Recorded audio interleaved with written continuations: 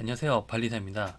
오늘은 음식물도 특허를 받을 수 있는가 라는 주제로 한번 이야기를 해보고자 합니다. 발명 상담을 하다 보면은 자영업자분들이 자신이 개발한 기가 막히게 맛있는 음식이 있다 라고 하면서 특허 출원을 요청하는 경우가 종종 있습니다. 이때 착각을 좀 하시는 게 음식물 자체가 특허 등록이 안 된다라고 생각하시는 경우가 많은데, 음식물 자체는 특허 대상이 될 수가 없고요. 음식에 들어가는 소스 조성물이나 아니면 조성물이 들어간 제조 방법, 레시피라고 하죠. 레시피로 특허 등록을 받을 수가 있습니다. 음식 자체는 기술이라고 볼 수 없지만 음식에 들어가는 소스나 아니면은 음식을 만드는 제조 방법 등은 어떻게 보면은 음식을 맛있게 만들 수 있는 기술이 들어간 것이다 라고 볼 수가 있기 때문에 특허 대상이 될 수가 있는 것인데요. 그러면 음식 자체에 대해서는 다른 지식재산 권리로는 등록받을 수가 없을까 생각을 해보면은, 예를 들어서 음식이 햄버거다라고 가정을 했을 때 햄버거는 형태가 고정되어 있지 않습니다. 그래서 디자인권의 등록 요건에서 구체성이 결여되어서 디자인권으로는 등록을 받을 수가 없습니다. 그리고 상표에 입차 상표라는 제도가 있는데, 햄버거의 외형이 어떤 일반적인 햄버거의 형태를 하고 있으면은 식별력을 인정받기가 어렵습니다. 그래서 입체 상표로도 등록을 받을 수가 없습니다.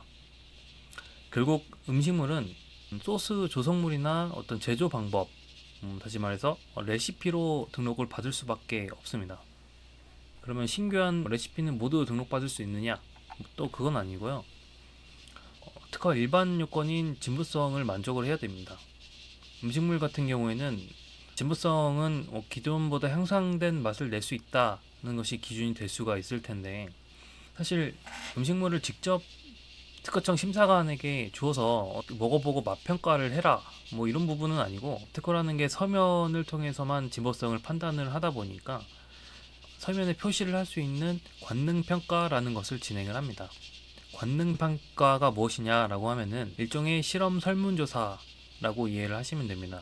실험 대상자 몇 명을 선정을 하고, 그리고 기존 음식과 개발한 음식을 각각 먹여서 음식의 식감, 그리고 부드러움 정도, 단맛, 쓴맛 등등 여러 가지 오감과 관련된 항목을 체크해서 점수를 매기게 됩니다. 그래서 기존 음식과 대비해서 이 개발한 음식이 얼마나 기호도가 높은지 이런 부분들을 종합적으로 정리한 표다라고 보시면 되고, 이러한 관능검사 평가와 관련된 표를 자료로 제공을 하여서 진보성을 판단을 하게 됩니다. 그리고 음식물 특허를 출원할 때 주의점이 있는데요. 공개된 특허 발명을 보면서 말씀을 드리도록 하겠습니다. 네, 보면은 2023년 8월 10일에 등록된 약재를 포함하는 닭갈비용 양념 소스 및 그의 제조 방법에 대한 특허 대표 도면을 보면은 혼합무를 준비하는 단계, 배합 혼합무를 준비하는 단계, 약선즙을 제조하는 단계, 약선즙을 추가하는 단계, 이렇게 여러 가지 단계로 나눠져 있고요.